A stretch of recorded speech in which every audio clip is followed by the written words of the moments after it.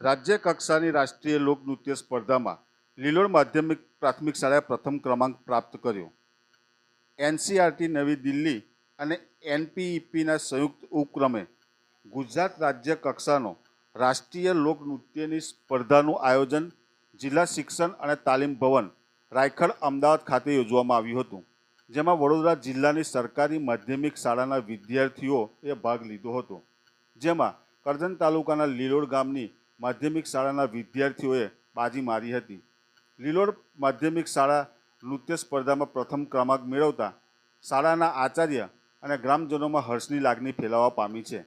નૃત્યમાં વિજેતા થયેલા વિદ્યાર્થીઓમાં પટેલ વાણી, પટેલ દ્રષ્ટિ, રાજપૂત પ્રજ્ઞા, માછી આશીષ, માછી જય, માછી પ્રતીક, પટેલ શુભમ તેમજ માર્ગદર્શક શિક્ષક અનિલકુમાર પરમાર તથા મિત્તલબેન પટેલને શાળા પરિવાર અને ગ્રામજનોએ શુભેચ્છાઓ પાઠવી છે.